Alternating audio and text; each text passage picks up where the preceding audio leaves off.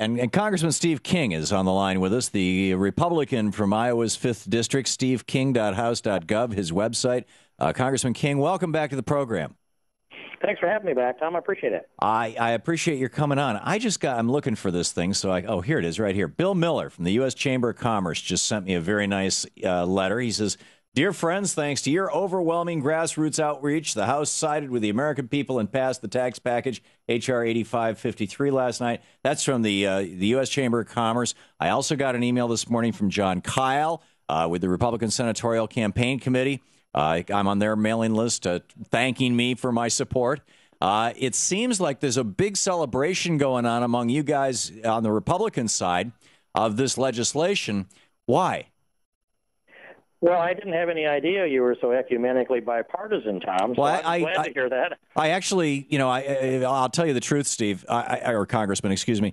Every election cycle, I donate $5 to the RNC, and in the case of John McCain's presidential candidacy, I gave him $5 to get on the mailing list. So there you go. Yeah. So you really are. Technically, you are. It's like Nancy Pelosi's bipartisanship. Yeah. So, boy, I forgot your question already. I was having so much fun. Yeah. My question is why are the Republicans celebrating the addition of $1 trillion in debt to our deficit, which you're supposed to be opposed to, and the extension of unemployment benefits, which I believe that most of you are opposed to, and all the other goodies that are being passed out to people? How come you guys are celebrating this? Well, I don't have a very good answer for that. Of course, I'm not celebrating having voted no on this last night with 35 other Republicans, and I voted no with some people that I'm not used to voting with, but they voted no for other reasons. I don't think there's a great reason for celebration. I don't think we defined very much of anything. We put a lot of indecision out there, spent a lot of money, and put a lot of indecision out there, and now we have set perhaps an agenda for the presidential race in 2012. This will be a significant part of the debate, and I'm just playing this out in my head thinking I'm going to hear about this in Iowa quite a lot for a long time. Yeah. So I'm of the view that we didn't need to borrow money and do wealth transfers. We did need to have stability in the tax proposal. I don't think we got very much stability. 2 years isn't enough to get a return on investment, and so I think that on balance, it didn't help much of anybody that we didn't resolve the issue. That's a very interesting perspective, because I'm hearing from Republican strategists, for example, that because this thing, for the very first time since 1935, when Social Security was passed, breaks down that firewall between the Social Security Trust Fund and the general fund, that this will help Republicans in their efforts to privatize Social Security. And that because it gives a one-year stimulus to the economy through extending unemployment payments, but that ends right at the beginning of 2012, right as President Obama starts campaigning for re-election. The economy is going to tank in 2012, and that's going to help the Republicans. I'm reading a lot of Republican celebrations on this. Boy, and the last thing I want to see happen is to have the economy tank. And if anybody's thinking about doing a policy and an economic policy designed for political advantage, I would oppose that approach and that philosophy. I don't like the idea of breaking down the firewall between the balance of payroll tax, half from employer, half from employee. And I have long argued that the employee earns all of that, wherever it comes from and however you divide it out. But once you break down the firewall, then you open the door for the argument that why not eliminate the employee side? That's going to be on the progressive side of this, and the conservatives might look at that an entirely different way. I wanted to keep that marriage in place and that firewall up, and I think that when you go tap into the Social Security Trust Fund, which is what this does, right, there's no money there now, and we're not going to get it backfilled out of the general fund. Well, there's $2.6 trillion there now, but it's not. The argument is that that's not going to be enough to fund it forever, that it's only enough to fund it for 20 some odd years. But let's not get into a Social Security debate. Because we'll just be talking circles around each other all afternoon. I'm curious. You said that if you can't repeal Obamacare, that you want to defund it. And I'm sure you read the op-ed that was written by Eric Holder, the Attorney General, and I think it was Kathleen Sebelius, the head of HHW or HEW or whatever it's called these days, in the Washington Post a couple days ago about this preschool teacher in New Hampshire who couldn't get health insurance for her cancer treatments until Obamacare was passed, which provided her with the ability to get these $16,000 chemotherapy treatments, and it's going to keep her alive. Why would you want to repeal something that's literally keeping people alive? Well, first, you can always go find an example that's just horrible, and everybody's going to have compassion for that example. But we have to step back and look at the empirical data and what is the best proposal that we have for the long term for all of us.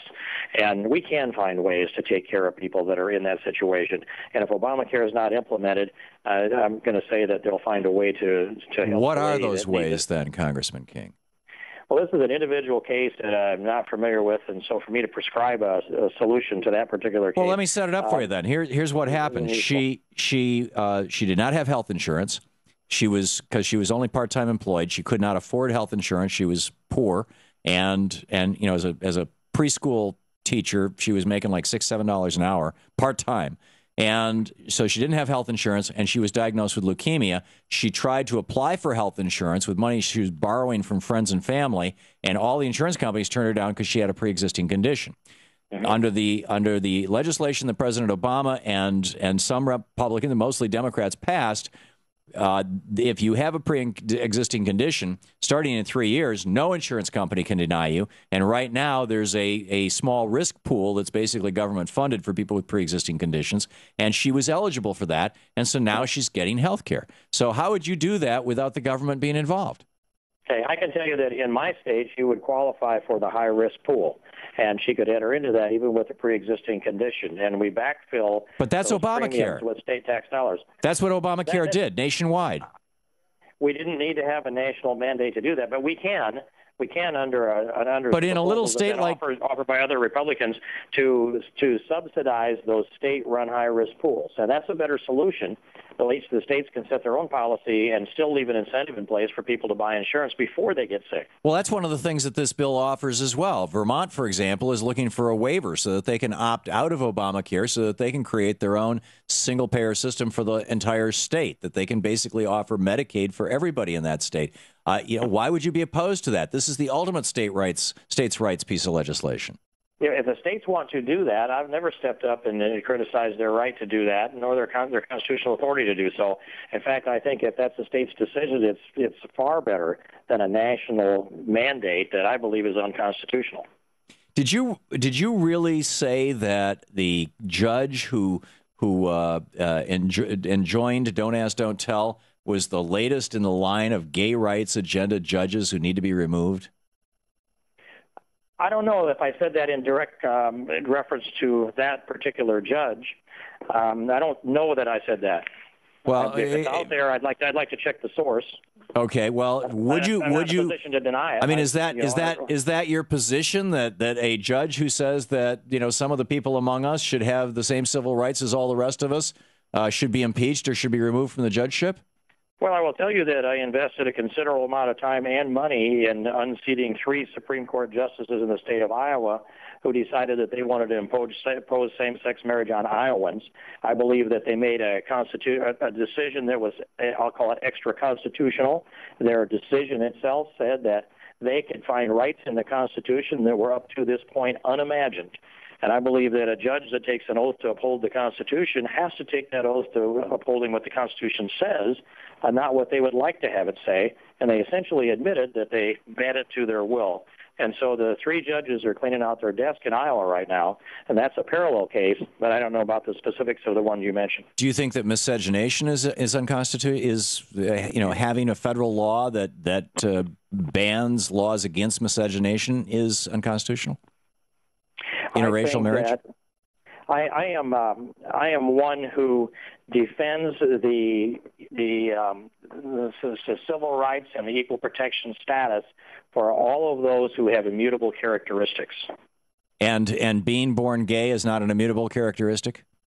I haven't had the gay community explain to me how that is. Some will make that argument, but I haven't seen the data. How old were you, Congressman King, when you knew that you were more interested in girls than boys?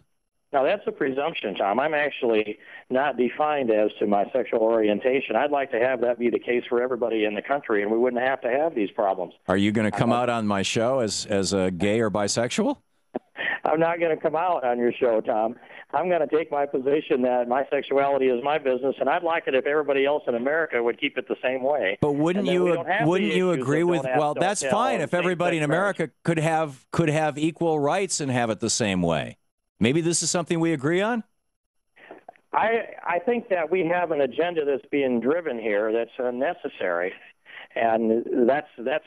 But wait a minute, you just said that you want everybody to have equal rights. Well, what about those people who are gay? Why shouldn't they have equal rights? They do have equal rights. Not to get married. The immutable characteristics, they have equal rights. They have equal rights to marry a person of the opposite sex. That's how it's always been. That's the definition of marriage. They don't have the right to marry a person of the same sex. Redefine the term marriage. And that's well, I'm not trying to religiously redefine it. I absolutely respect the church's right to not acknowledge it, just like the Catholic Church doesn't acknowledge divorced people. But, well. Here's what I'll say, Tom, hearing the music.